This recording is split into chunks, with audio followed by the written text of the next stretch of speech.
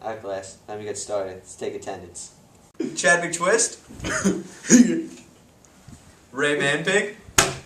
Present. McTwist, Manpig.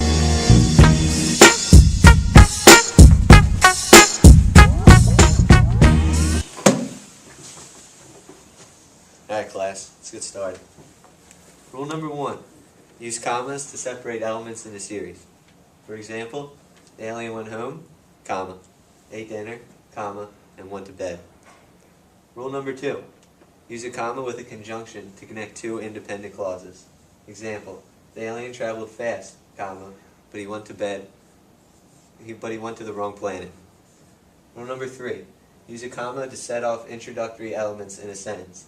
Example, plotting to destroy the universe, comma, the alien suddenly realized he was hungry. Yo, why do they keep talking about aliens? Dr. Teacher, Yeah?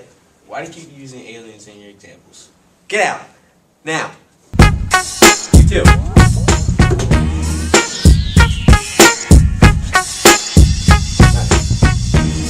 As I was saying before I was so rudely interrupted, rule number 4, use a comma to set off parenthetical elements.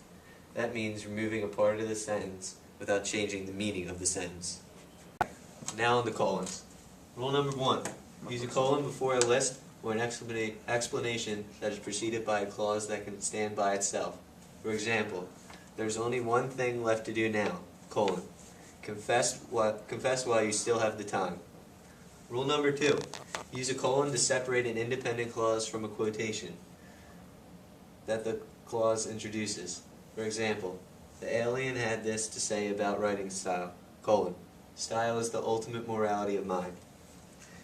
Might also be useful to say when we don't use colons. Remember that the clause that precedes the mark has to be able to stand on its own as an independent clause. Its purpose might be strictly to introduce the clause that follows, so it may feel rather incomplete by itself, but grammatically it will be correct.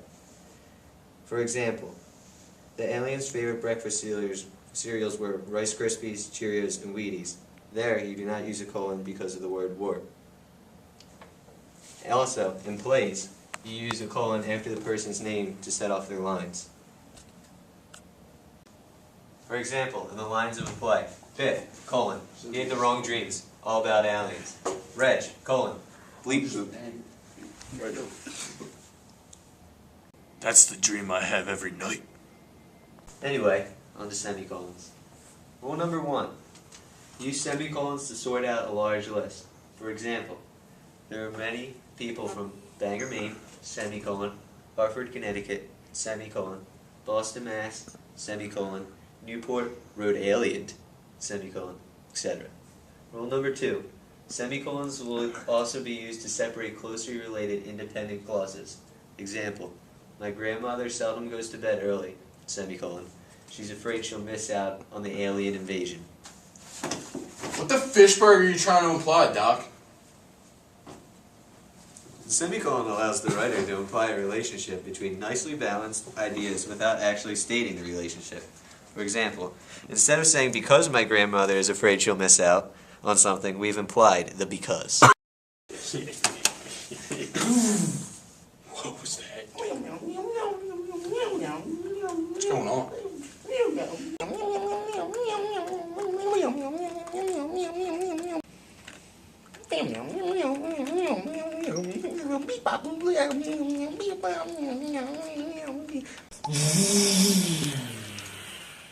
Hello, Earthlings. I represent the aliens from the mothership, and I'm here to take you all hostage. Oh, no, you don't. When using the word don't, be sure to place the apostrophe where you're replacing the letter O in not, because the word don't is a contraction meaning do not. Do not use contractions in formal writing, as it is not proper.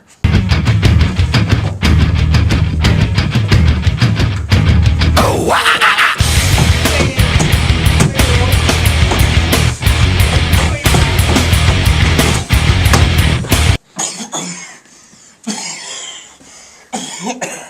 Alien trash! Bleep, bloop, bleep, bloop, bleep, bloop, bleep, bloop, bleep. Bleep, bloop, bleep.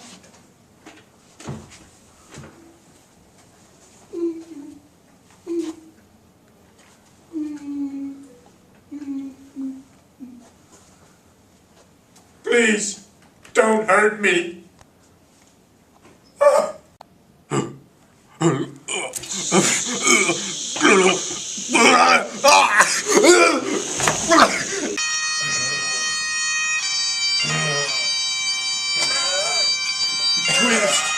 Twist! What? What is it?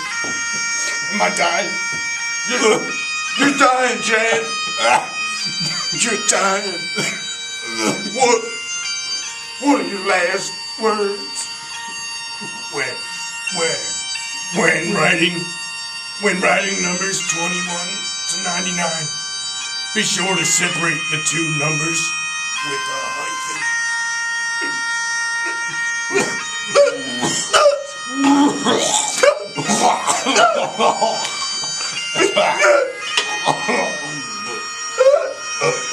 No! McTwist! I see that your friend is dead.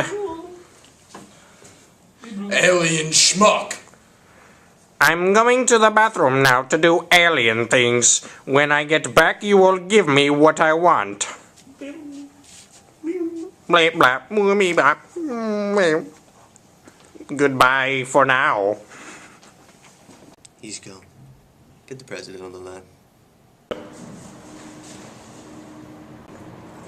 This way, Mr. President. You have 2 minutes.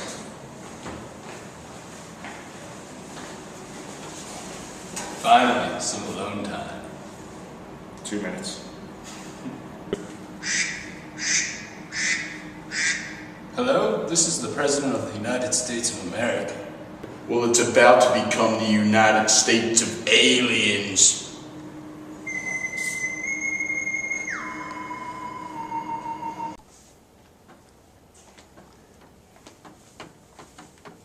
We have you. Now give us the knowledge of grammar we want. What do you mean, alien trash? What I mean is that you have the info I need to make my formal writing better. I saw your presentations on commas. Now I need to know about hyphens and apostrophes. We won't do it, alien scum. Fine. Then I will blow up Russia. You wouldn't. Oh, wouldn't I?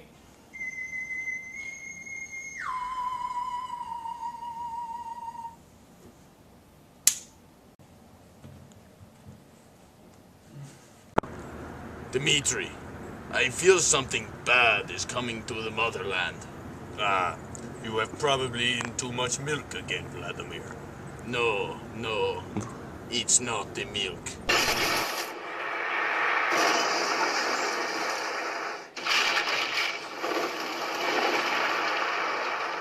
Now on the world news with Brett Brockhammer. Hey, this is Brett Brockhammer, and in a shocking turn of events, Russia is gone. Fine. I'll teach you, but I won't like it. Alien garbage. Now let's hear what you have to teach, Dr. Teacher. First thing is hyphens. When the sentence is a glass half full, you don't need a hyphen between half and full. However, if we put the words half full before the word glass, so they act as a compound modifier, then use a hyphen. The sentence would read, he was holding a half, hyphen, full glass. I didn't use strong words such as hyphenate or must hyphenate.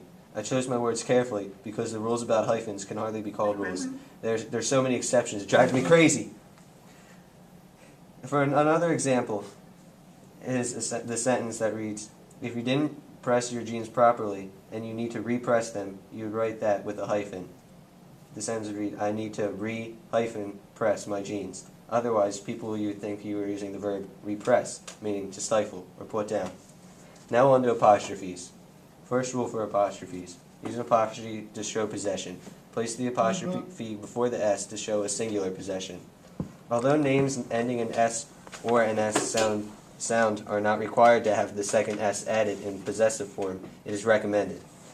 Use the apostrophe where the noun that should follow is implied. To show plural possession, make the noun plural first, then immediately use the apostrophe. With a singular compound noun, show possession with the apostrophe S at the end of the word. Use the apostrophe and S after the second name only if two people possess the same item. Never use an apostrophe with possessive pronouns. For example, his, hers, its, theirs, ours, yours, and whose do not use an apostrophe because they already show possession. Use an apostrophe in front of a gerund. Also, use an apostrophe if the full date, such as 1990, and you want to say the 1990s is used. So it would read 1990 apostrophe S. If only a part of the date is used, such as 90, the apostrophe is placed before the date, apostrophe 90s. Dictionary. It's recommended to use the dictionary to look up rules. There's the antidote to bring Chad back. The apostrophe rules in the dictionary. What did you say? To have apostrophe rules with Nothing. apostrophes. We have the grammar we need, Alien Overlord. Now let's take down the Earth. I think it is time. The Earth will be dust in 1 hour.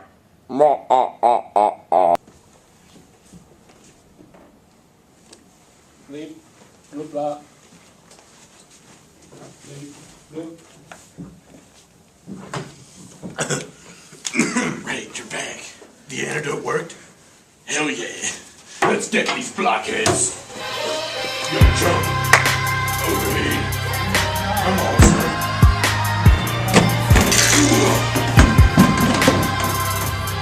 Alright, he's dead. Get the president on the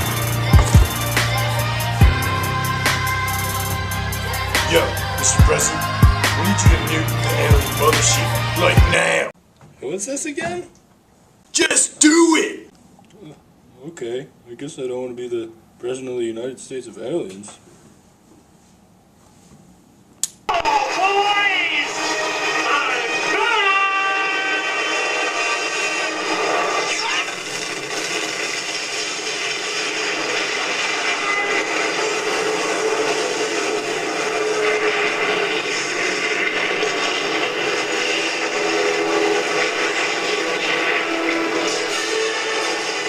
No! The Earthlings always win! Heck yeah, we do.